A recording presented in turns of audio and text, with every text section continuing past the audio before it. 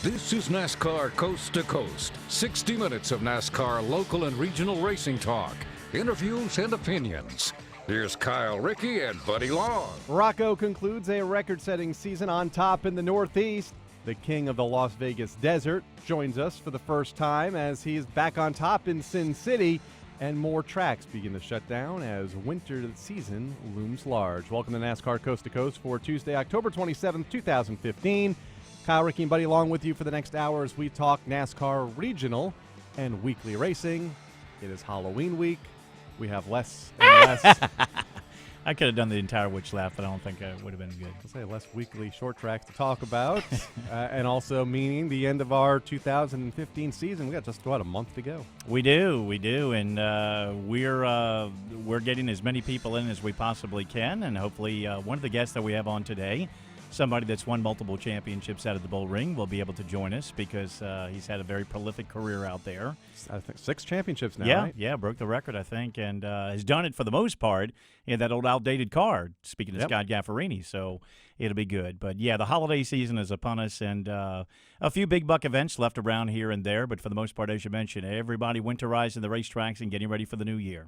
So how was your weekend? As I enjoyed the festivities in Talladega. Well, the great part about my job, whether it be here at MRN or with WKA, is I visit so many different racetracks. And in about the 15 years that I've been working with both, I still have yet to go through one entire year where I've been to every racetrack. It's still new tracks. And this past weekend, we went to NCM Motorsports Park. Where? For some fans that are Corvette fans, if they've heard of the National Corvette Museum, which is in Bowling Green, Kentucky. They have a very, very nice race course, 2 different courses out there. Actually, SCCA drivers regionally were on one, and we were on the other with our last national event of the year.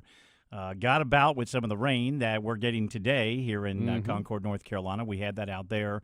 But a good weekend, and it was just pretty cool to visit another new facility and come away with some very good reviews where they were very happy with our organization from a karting level, which is actually, we call it the Foundation of Motorsports, to be as professional in their eyes as anybody else that comes in there. That's a great compliment. So some of the stars that we saw over the weekend are some of the stars we're going to be talking about if you and I are still here in about 5 or 6 years. Hopefully we are. Some of the stars that we're going to be talking about today, hopefully one day, will be at the next level in the NASCAR National Series. You mentioned Scott Gafforini. He's going to join us. Las Vegas Motor Speedway wrapping up their 2015 season this past weekend with the, the Fall Brawl event? You know, we actually called that our race over the weekend, too. Yeah. It was a Fall Brawl because it was the kart series from the Midwest and us.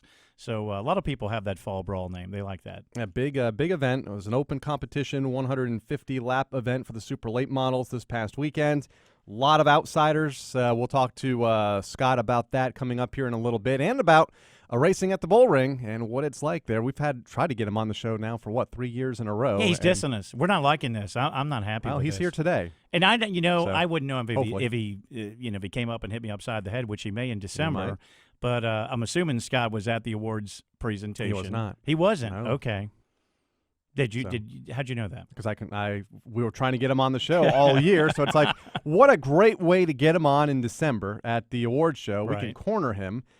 We're there. He's there. Same place he can't escape. And they say, yeah, he's not coming. Oh, that's a shame. So that was last year. Maybe he'll be there this year, though. We'll find out in a little bit. Keith Rocco will join us as well. He had an eventful weekend, wrapping up the 2015 season at the New London Waterford Speed Bowl. Back in victory lane not once, but twice, as his win streaks there continue. I think if anybody was happy about the news of New London Waterford Speed Bowl being retained as a racetrack this year, he had to be one. He has had such a prolific career. When you talk about Gafforini and his 6 titles, Keith has won so many titles there in late model and modified competition at New London Waterford Speed Bowl. So, and Street Stock Championship, I believe. He's made the most of it, and he's done a tremendous job. We'll talk with him coming up in a little bit. Obviously, he was in and out of the NASCAR Modified Tour this year. He's run at other racetracks, Thompson and Stafford, but Waterford was home and picked up the championship for the second or third consecutive year, and 4 times in 5 years, I believe those are the correct stats. I know. I had those notes after he did it, and then I discarded them, and I said, what was it? I can't remember, so I'm glad you had it. It's a lot. And then we'll also talk to Woody Pitkat as we'll stay in kind of a modified type of show the second half of today's program. Woody, a big winner over the weekend at the New London Waterford Speed Bowl as well in an open modified competition event. and obviously a very successful season for him. A career year for Woody, for all intents and purposes, on the NASCAR Wheel and Modified Tour. Yeah, we'll get to talk to him about his Thompson Speedway Motorsports Park title, which he won very narrowly over Ryan Preece, who was chasing a lot of people, as we mentioned last week, and ended up second. But what great statistics when you look at what Woody and the Buzz 2 Motorsports team did this year compared to last in the Wheel and Modified statistics. And it was actually 2 more races this year as well. Their top 5s and their top 10s were incredible. They pretty much doubled their success in that category. They didn't win but once this year, but their consistency was phenomenal with that team. First top 5 finish in the Final Series championship standings. I believe his previous best was 7th or 9th, somewhere back there in the second half of the top 10. So they say you have to lose one before you can win one. This may have been the one that was lost for Woody, as he had a chance going into the final race of the season 2 weeks ago at Thompson. Yeah, I think for he and Ryan, they're just agonizing right now. I mean, Doug Coby just lit the fuse and went for broke, and they're both looking and thinking of probably along the same lines. We had such a tremendous season. You know, we were just so close, and it really was between those two. You know, after Bristol, as we've talked about, when Doug had that early wreck or was involved in that early wreck at Bristol Motor Speedway, and pretty much, I would say some of us had written him off. I mean, I really didn't think with the consistency that Ryan and Woody had, there was any way Doug could catch him, because you just figured those two were just going to stay the consistent route, and they pretty much did for the most part. But that little bit of opening that they gave Doug is all he needed, and he came busting through for sure. And he did at New Hampshire especially, and that'll be a part of the highlight reel in December when we get to the NASCAR Wheel and Modified Tour Awards banquet on that evening. Speaking of highlight reels, what was your take on Sunday's race in Talladega? You had to ask me. I unfortunately didn't get to watch it. I had 2 or 3 people text to me that were Junior fans. Oh boy. And they weren't happy. My son being one of them. So I really haven't had a chance, because we didn't get back from Bowling Green until late yesterday afternoon. I really haven't had a chance to sit there and really watch it. I've seen some interviews, heard some interviews, and, Junior is just – he's handling it the best way he can, knowing that he had the opportunity, and obviously that has eliminated him from chase contention. You kind of feel for Greg Biffle.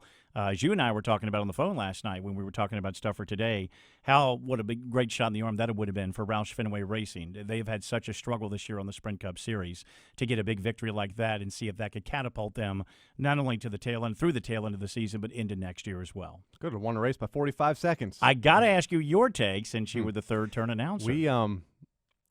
We go to short tracks all the time. Right. And it's pretty easy to understand an auto race. Modifieds, K&N, they have overcomplicated a lot of different situations, way too much at NASCAR's top level. It's hard to understand, and Sunday didn't help. Yeah. We watch late model racing all the time. Green flag comes out, you go. And at that level, it's different now with the restart box and the restart zone, and it's double line and the single line, and if the leader doesn't go, then the flag, it's just too complicated.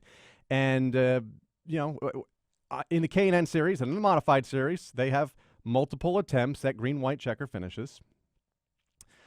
But when you say one attempt and you wave it off, my biggest concern was, how do you explain all of this that went on the last 5 laps on Sunday to a new fan? Yeah, exactly. So that was my biggest concern.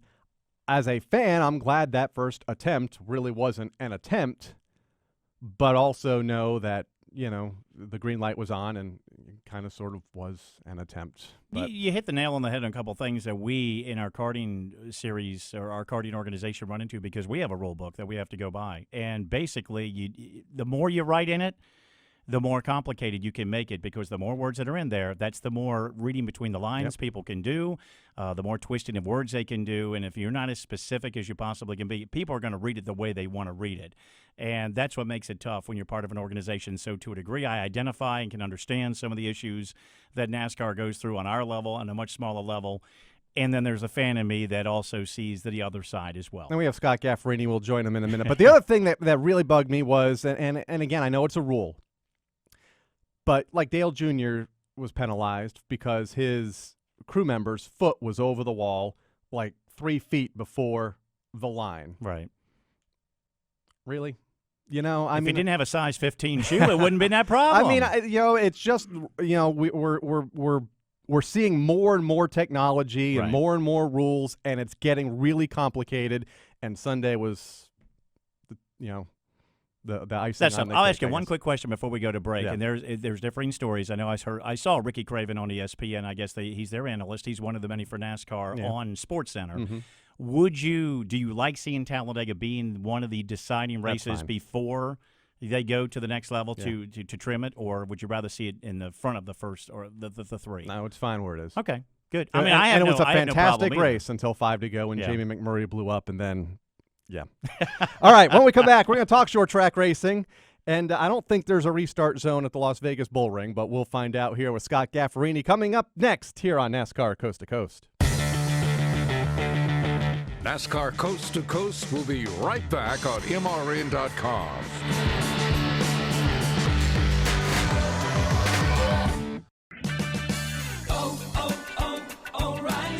Looking for high-quality replacement parts for your import vehicle? Stop by O'Reilly Auto Parts and check out the full line of Import Direct OE replacement parts designed for European and Asian vehicles and meet or exceed all OE quality standards for fit, form, and function. Import Direct, exclusively at O'Reilly Auto Parts. Better parts, better prices every day. O'Reilly Auto Parts. If you haven't checked out MRN.com's exclusive online programming, you've missed a lot. MRN Motorsports Monday. Review and preview the NASCAR weekend. Wings Nation talk winged sprint cars. The straight line. Give you the latest from the NHRA. NASCAR regional, local, and international series on NASCAR Coast to Coast. Food at the track on fast food. And classic MRN races on Throwback Thursday. Exclusive original online motorsports talk on MRN.com.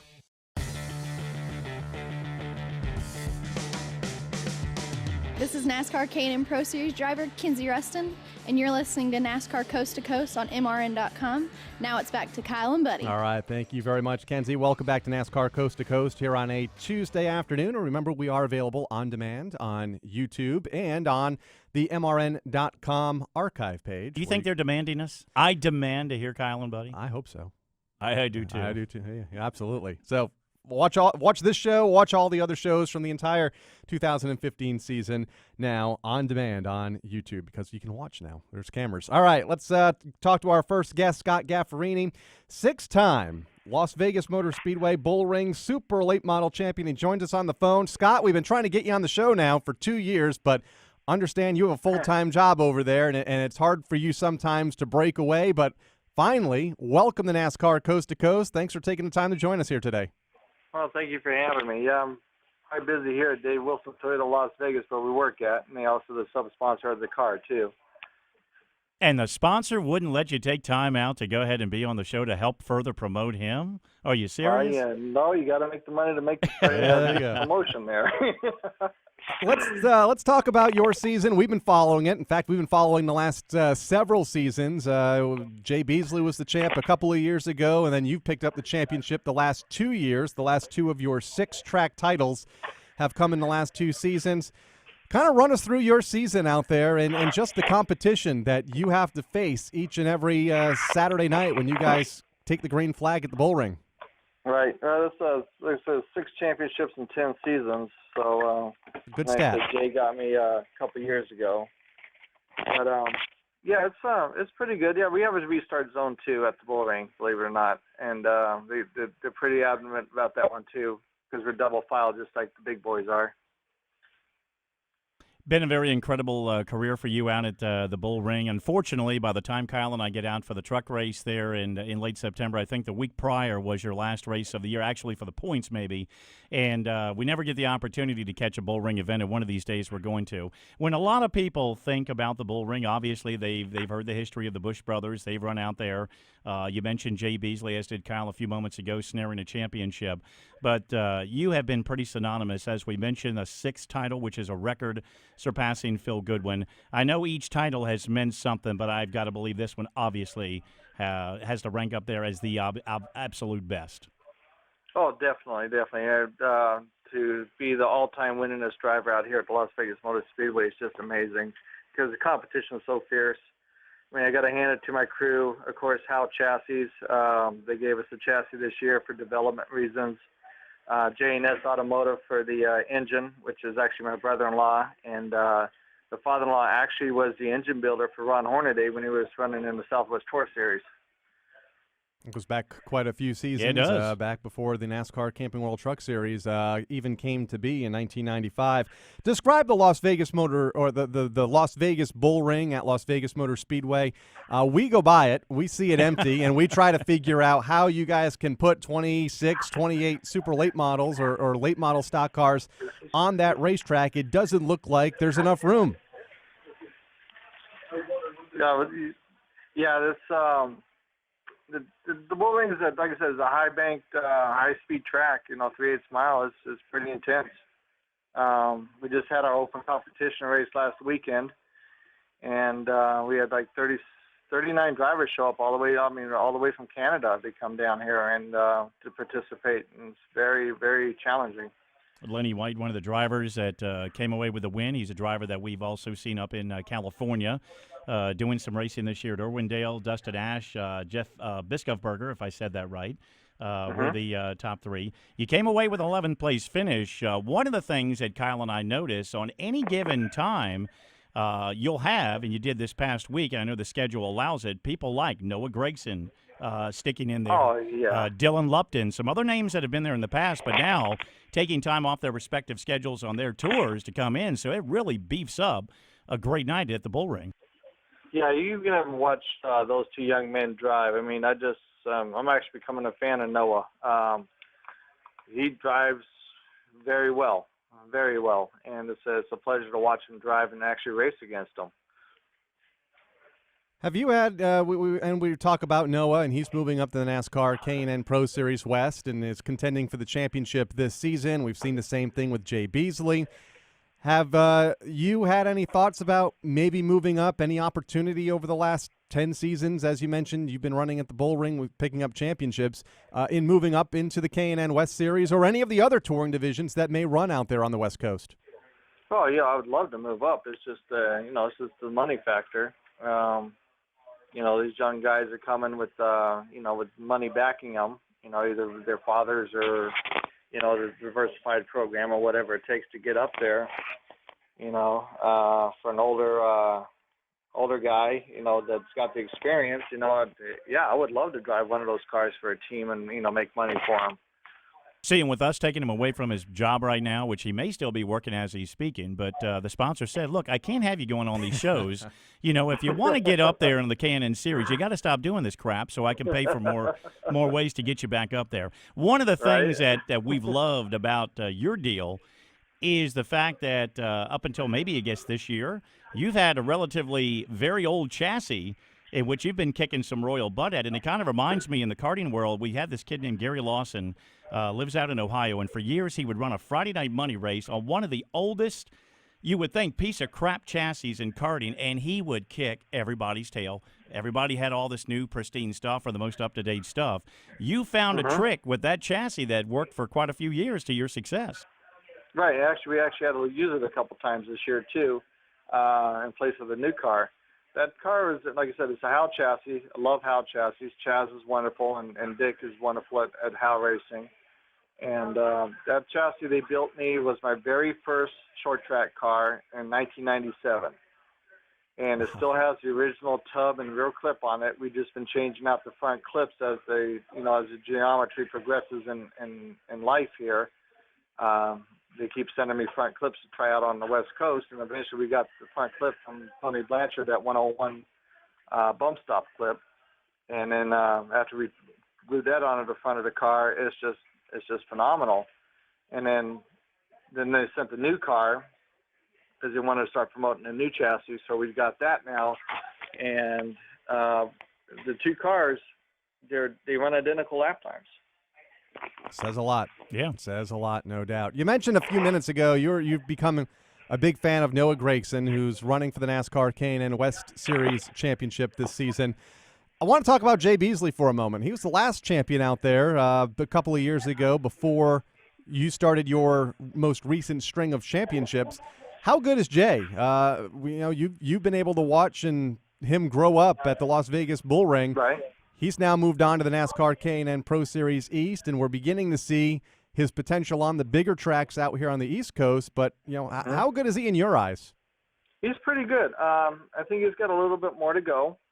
Noah, I mean, sometimes you just have natural talent, and I think that's what Noah has. And Jay Beasley has talent, but I think he just needs a little bit more polishing between working with him and his crew, I think.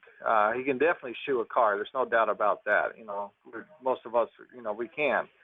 But Noah's got something clicking with that little team he's got there. And to be up in I think he's, second right now in points on the West? Yeah, and his teammate Grayson Raz, we had him on last week, picked up his first victory at All-American Speedway. And, the Jefferson Pitts team is doing exceptionally well in its first full season of competition. But that's another area that we kind of wanted to touch with you on is, I wouldn't say the resurgence, or is it resurgence, or is it the insurgence of youth?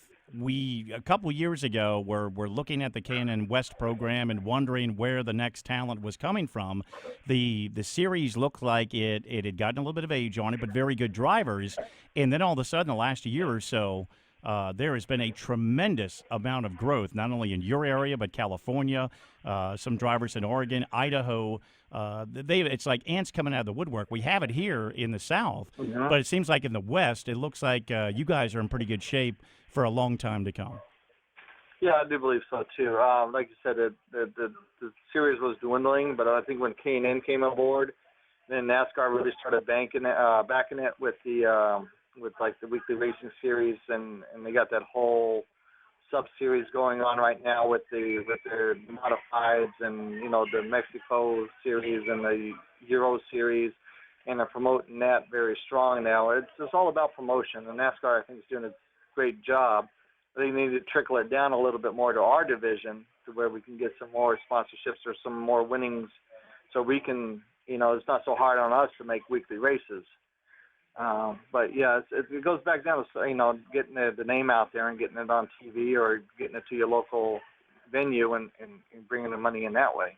Okay, two things have to happen. Number one, you got to come to the banquet this year. Sponsors got to let you off. You got to get here in December. I already got the plane ticket. Do you? Good. Yeah. Okay. So even if we don't get a chance to get you on the air, we're at least going to see you and talk to you one way or the other. So it's good that you're going to be at the banquet. The other thing is you've hit some milestones this year. Last year, or actually recently, obviously, tying Phil for the most championships. This year surpassed him. You've got so many milestones. Anything else out there, I mean, at least in the late model realm there at the Bull Ring or beyond, that you still would like to tackle that's on your bucket list? It's just going out having fun. I would love to win the July 3rd race. That's a big extravaganza. I've won late model open comps before, but the July 3rd race is always eluding me. It's like come second. I've been winning a race and I get a flat tire. It's just something to lose me at the July 3rd race. That's about the only race I haven't won. And that's the big race that occurs every year right before the break. Is that right? You guys have that correct. Big event? Yeah, it's a big extravaganza. I mean, the big fireworks shows. It's just wonderful, All right, who got you this year? Who got you this year on that one? Okay, okay. Who did get you? Who got you? Who won? Who won it this year? Actually, my teammate Dennis Rock did. We finished last two. Okay. Yep. Okay. Well, I guess if you can't win it, it's best that your teammate you does. finish second, and we have a motto in our shop: we don't care who finishes first and second as long as it's us. There you go. Absolutely. Scott, thanks for taking the time to join us. We look forward to seeing you this year at the banquet in Charlotte here in a couple of months from now. And take care between now and then. We'll let you get back to work. I appreciate that. And I wouldn't mind driving a K&N car for one of you guys. Well, if we had a team, we'd think about putting you in it. Right on. Okay. All right. Six-time. Thank you, guys. Thank you very Bye-bye. much. Six-time Las Vegas Motor Speedway Bull Ring champion Scott Gafforini. And you're right. I don't think you ever stopped working. No. I mean, you heard noise in the background, so I think the boss said, "I'll let you call in, but you got to keep going." Yeah, if you want that name on that side of that car, you got to do it my way. But no, that's good. I'm glad he can come to the banquet because, as you and I both saw last year, phenomenal. Just a wonderful presentation both nights for the Wheel and All-American drivers. and for the Touring Series, and we're going to get to be a big part of that, and we're looking forward to it. I know the announcement came out a while back. I think it's December 12th and 13th. I think you're right. Which is a Friday and Saturday, Yeah. but very much looking forward to it. It's a great night to honor so many people that are so deserving in our sport. Absolutely. You know who another driver is working probably right now? He better be working on another speech that will top last year. Kenny? I don't know. We'll ask him next. Keith Rocco joins us after the break. Coming back with more of NASCAR Coast to Coast, it's Kyle, Rickey, and Buddy Long right after this. The road to victory lane isn't just for drivers anymore. Introducing the official daily fantasy game of NASCAR at DraftKings.com, America's favorite daily fantasy sports site. Just pick a team of 5 drivers and stay under the salary cap. Outscore your opponents and win. Hurry to DraftKings.com now and use promo code COAST to play for free. You could win part of the $1 billion in prizes being awarded this year. Enter COAST to play for free now at DraftKings.com. That's DraftKings.com. O'Reilly. Looking for high-quality replacement parts for your import vehicle? Stop by O'Reilly Auto Parts and check out the full line of Import Direct OE replacement parts designed for European and Asian vehicles and meet or exceed all OE quality standards for fit, form, and function. Import Direct, exclusively at O'Reilly Auto Parts. Better parts, better prices every day. O'Reilly Auto Parts.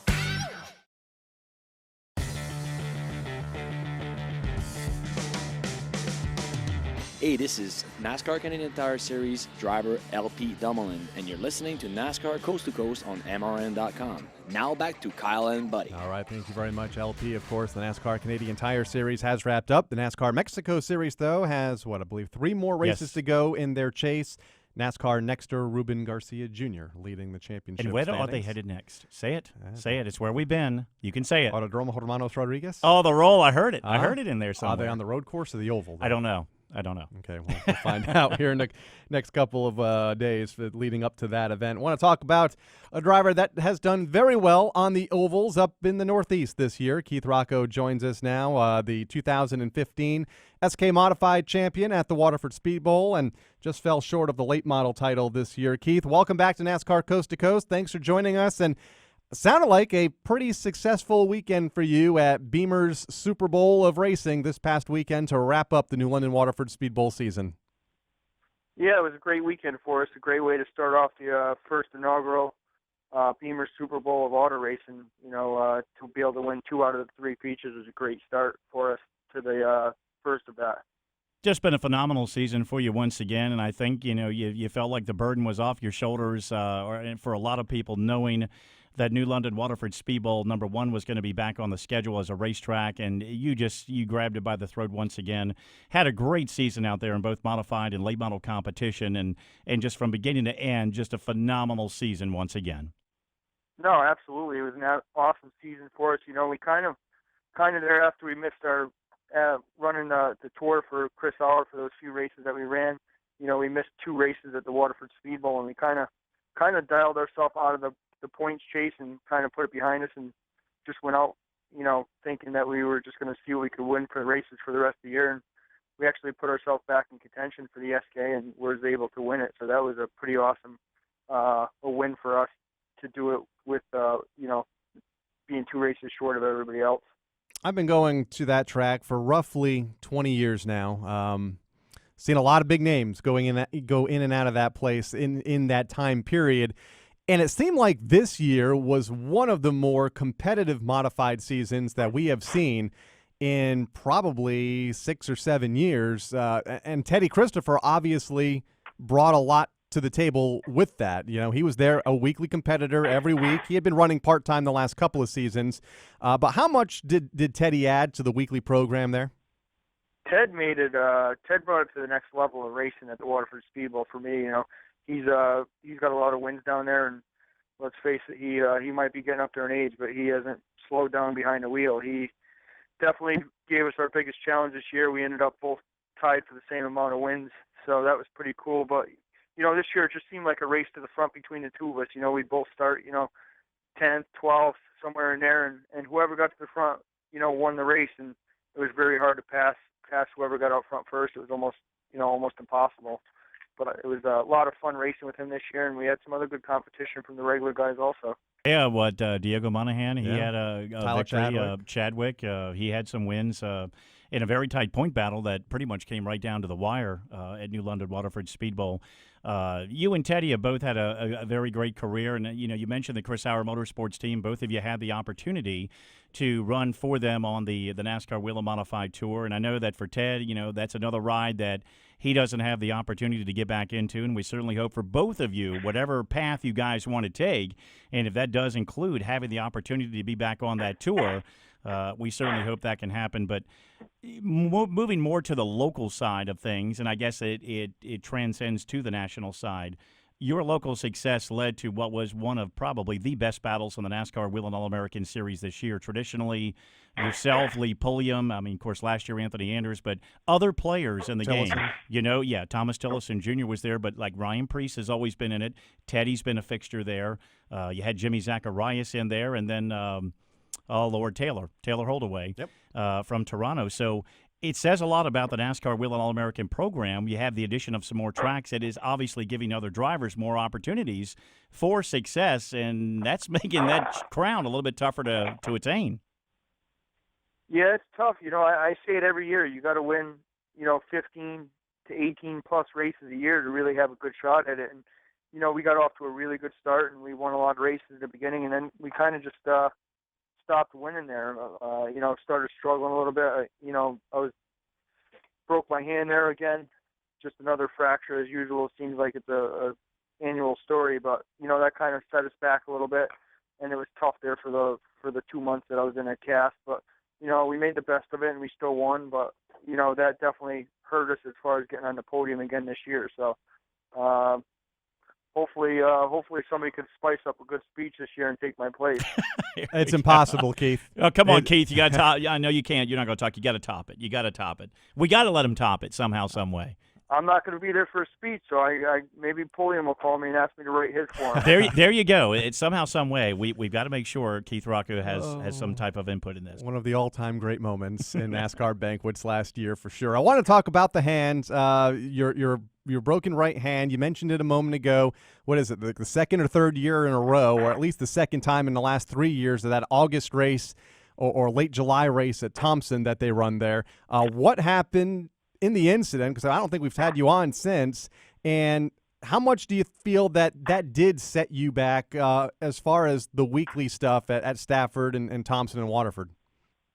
At Thompson, we had the double features there in the first feature, just about stopped, kind of got in a little situation, you got crossed up, tangled with somebody a little bit, and kind of just sitting there stopped almost and just got driven into from behind and not expect it, and just kind of crushed my hand between the steering wheel and my lap, and ran the next feature, went to the hospital the next day, and sure enough it was broke. So that put me in a cast for 6 or 7 weeks, and that did set us behind, but it didn't stop us from racing. We went out there and did the best we could with what we had, and can't really blame anything on that.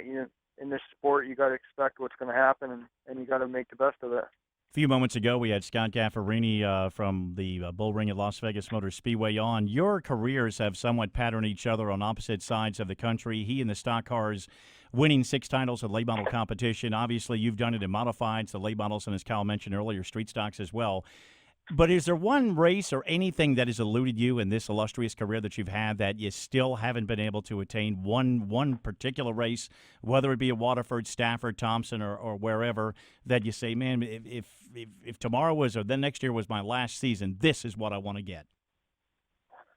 I'd have to really think long and hard about that. I won pretty much just about all the ones in Connecticut that you could win as far as SK racing, I won the 150 at Waterford. I think I won the Coors Light 100 they had at Stafford a few times. We won the Icebreaker. We won the World Series. I won the Spring Sizzler. I mean, the list goes on. I think I've hit just about all of them, but there's always the special ones you remember. I think right now my favorite is, just a couple of days ago, having to race Ted Christopher for the 75 lap, inaugural Bruce Beamer Speed Bowl race. So that was pretty cool. That was a big race for us, a good paying race, and had a lot of fun in that one.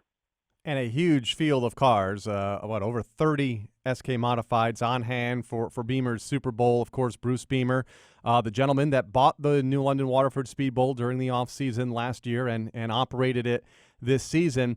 Give him a grade, Keith. You've been going there for probably as long as I or longer, and you've been in a race car for most of that time. How do you feel that his first year as the owner and operator, along with Sean Monahan, did this first year at a racetrack that 12 months ago, 10 months ago, we weren't sure was going to open? I give them guys an A+, in their first year. Between Sean and Bruce, they put the right people in the right positions. They've made improvements to the place.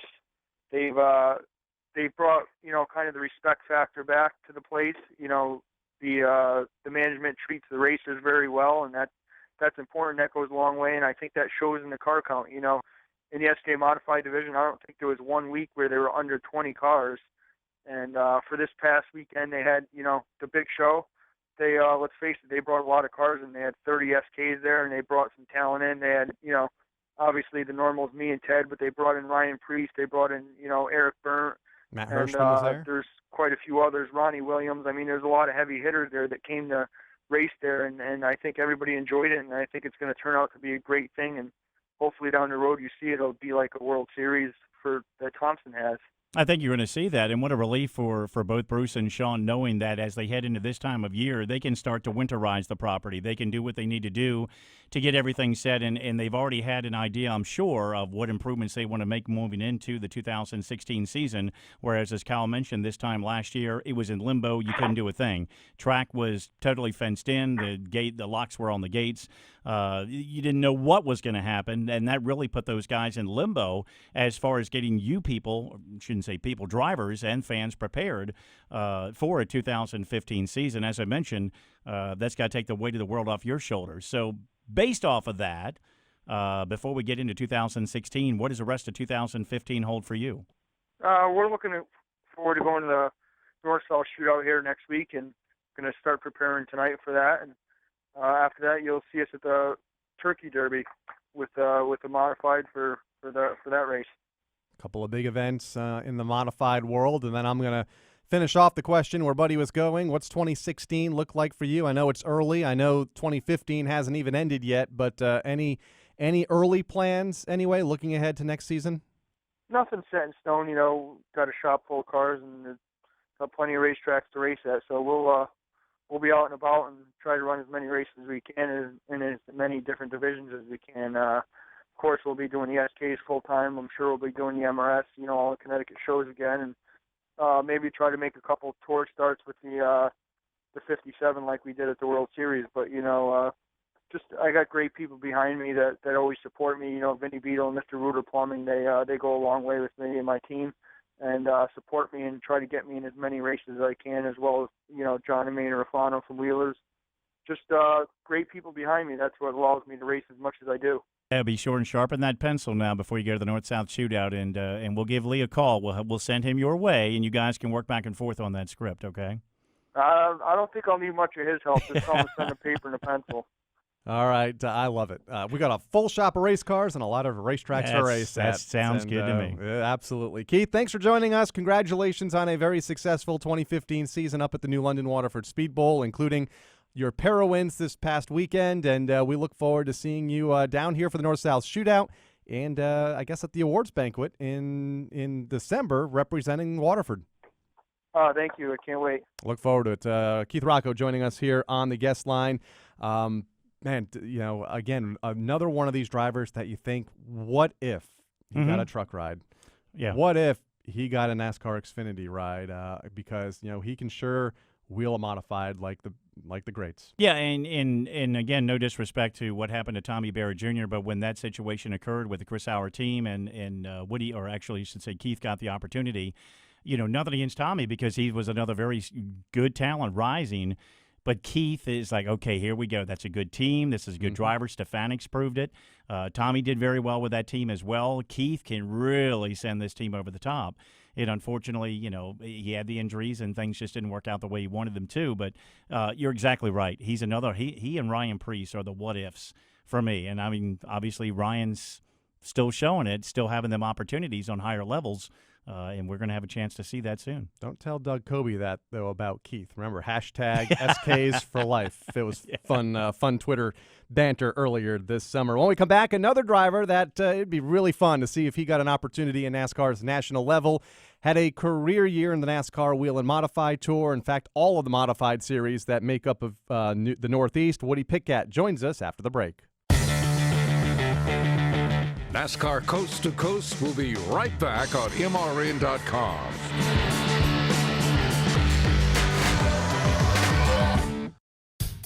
Dale Jr. here. I wear Wrangler Advanced Comfort jeans for any occasion. With new styles and great fits, you'll look good and feel comfortable anytime, anywhere.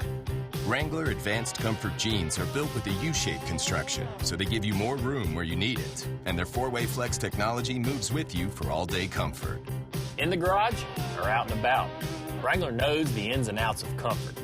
Wrangler, real comfortable jeans. Stay up to date with the latest news from the NASCAR Garage weekdays on NASCAR Today, midday. A lot of things that are happening that I believe will definitely be better, but everybody's going to get better. This is a constantly evolving sport. Hear from the drivers and teams as they chase the 2015 championship trophy. I'm not looking back at all. I'm looking forward, and I'm focused on what we've got coming up. NASCAR Today, midday on the Motor Racing Network, your source for the latest NASCAR news and information.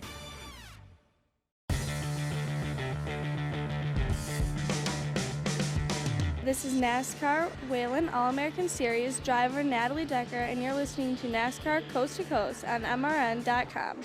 Now back to Kyle and Buddy. All right, thank you very much, Natalie, one of 23 drivers that took part in the Driver Diversity Combine last week at the Langley Speedway. And, of course, we'll learn who their drivers are for next season at Rev Racing coming up here in the next couple of months. Joining us now on the guest line, a driver that's very familiar to us here on NASCAR Coast to Coast, Woody Pitkat.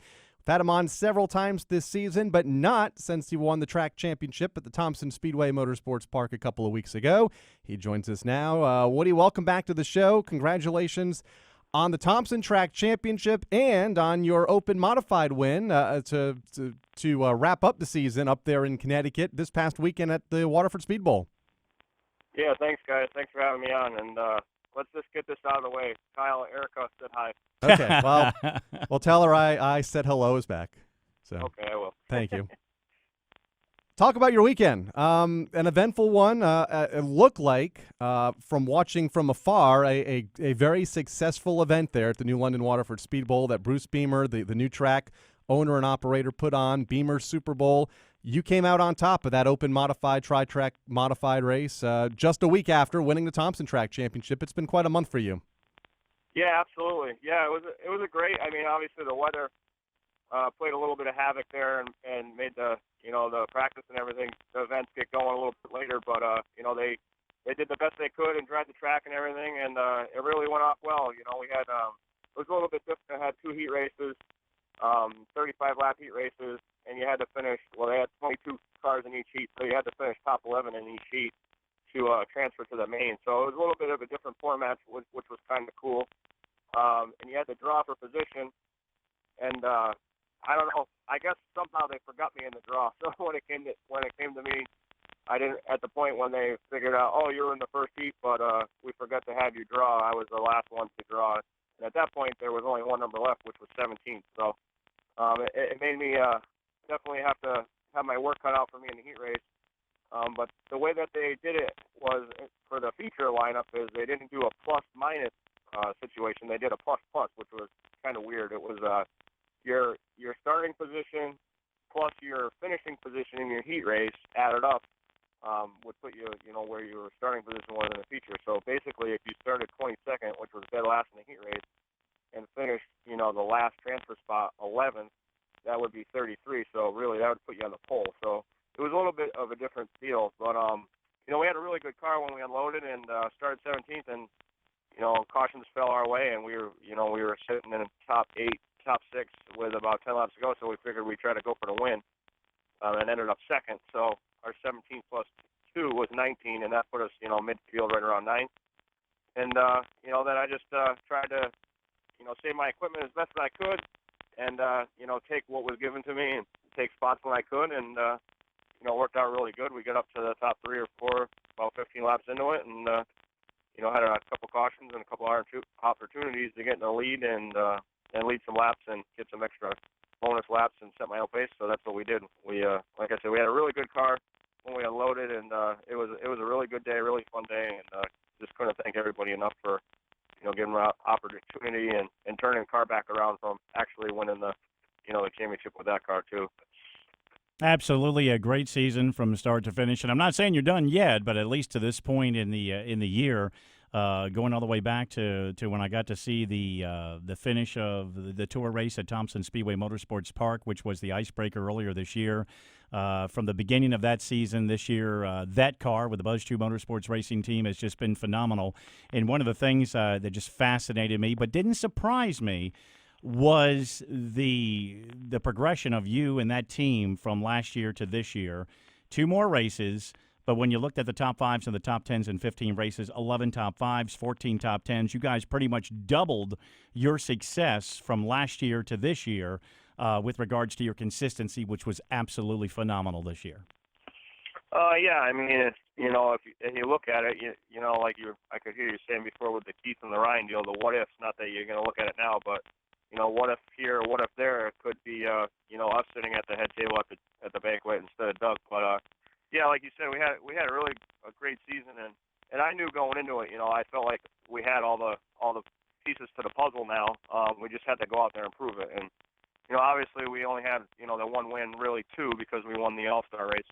Well, it wasn't a points race, so we only had the one win, but I think we had like 6 seconds or something. It was just, you know, unbelievable. Going into the fall final, I think our average finish was 4.3. It was just like something that was unheard of. So, you know, we were really consistent, and you know, it starts at the shop with Spot and everybody working so hard on the car to give me the best, you know, the best possible car week in and week out, and make sure nothing falls off or breaks. And hats off to those guys. They did an outstanding job all year, and that's what I said, you know, at the end of the year. You know, obviously you're disappointed that you don't win the championship, but prior to this, my best finish in the points on the tour was 9th. So, you know, we gained 6 spots. To me, that was a huge deal. And now we really kind of know what we need to do, you know, going into it next year. If that's what we're going to do, we just need to focus on trying to lead some more laps and win some more races to get those extra bonus points to put us a little bit higher up in the points. And you know, at the end of the year, we could be walking out of there as a champion, hopefully. In running for the championship this year, obviously a position that you had not been in before, especially in the second half of the season. Did anything change with you behind the wheel and how you approached races or maybe competed in races, maybe not taking as many risks as maybe you've done in the past? No, I tried to just look at it as it was another race and not look at it like we were, you know, battling for the points. I felt like, you know, Doug and Ryan had been in this position before and knew what they needed to do, you know, because they had won championships before and had contended for championships. And until, you know, this year, I mean, I won some SK and late model championships, but leading up to this year, I had never ran this good and run for a championship. So I just told it, you know, everybody, we just need to do what we've been doing because this is what got us here. And there was a couple of things I wish I did, you know, at the end of the year. I could have probably did a few things differently at Loudon and Stafford. And then Thompson, I mean, it just was what it was there with the getting the flat and having the penalty and stuff. And we basically just never given up and getting up on the wheel and get the best finish I could. So there was a couple things that we had learned.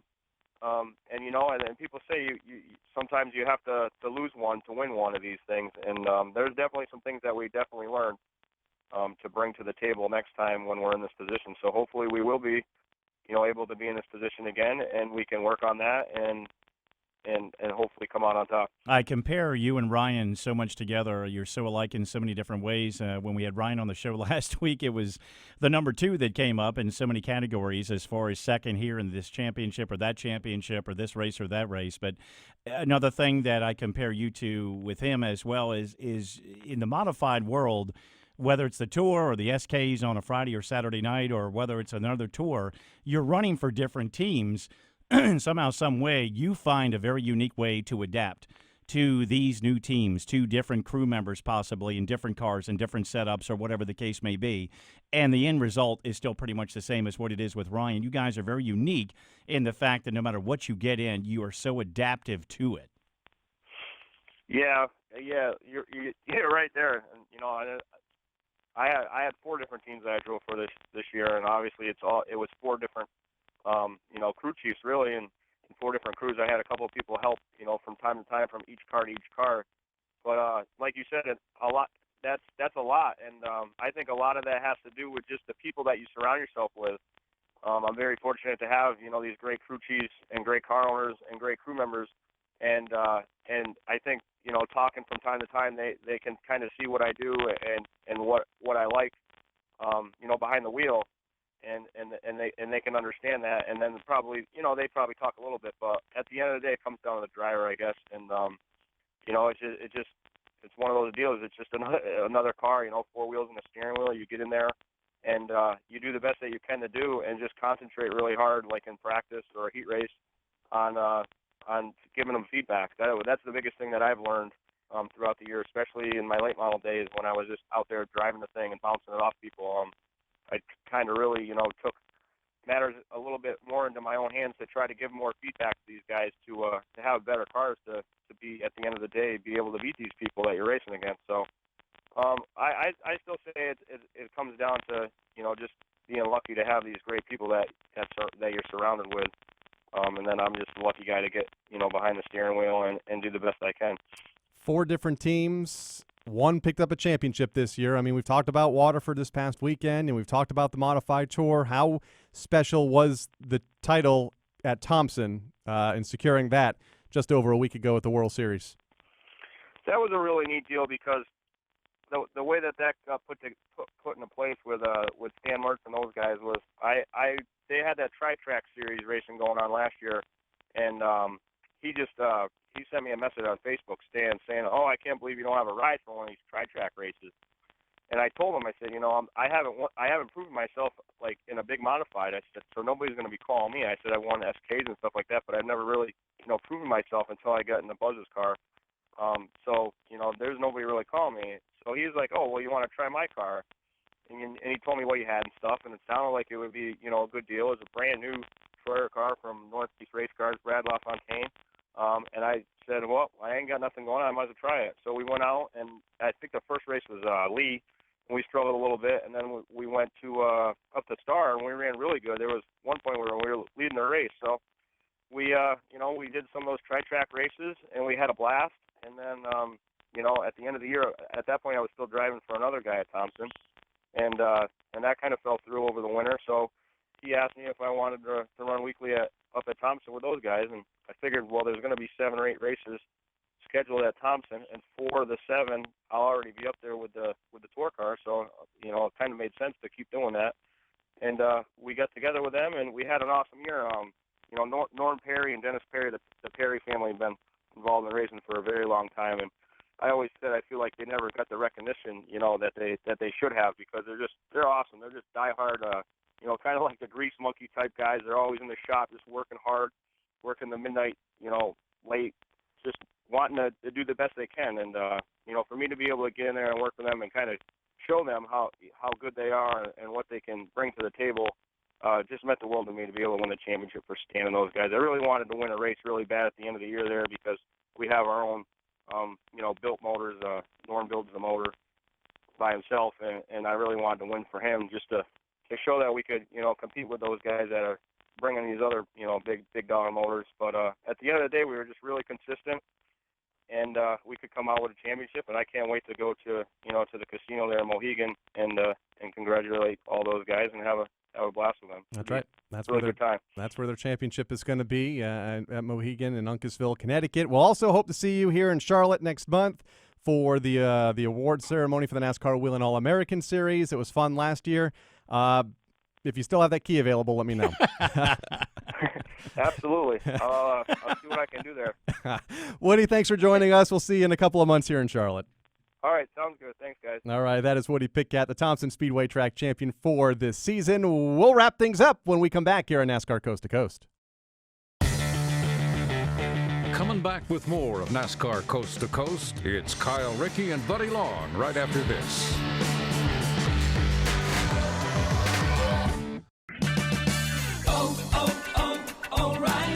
Looking for high-quality replacement parts for your import vehicle? Stop by O'Reilly Auto Parts and check out the full line of Import Direct OE replacement parts designed for European and Asian vehicles and meet or exceed all OE quality standards for fit, form, and function. Import Direct, exclusively at O'Reilly Auto Parts. Better parts, better prices every day. O'Reilly Auto Parts. Dale Jr. here. I wear Wrangler Advanced Comfort jeans for any occasion. With new styles and great fits, you'll look good and feel comfortable anytime, anywhere. Wrangler Advanced Comfort jeans are built with a U-shaped construction, so they give you more room where you need it. And their 4-way flex technology moves with you for all-day comfort. In the garage or out and about, Wrangler knows the ins and outs of comfort. Wrangler, real comfortable jeans.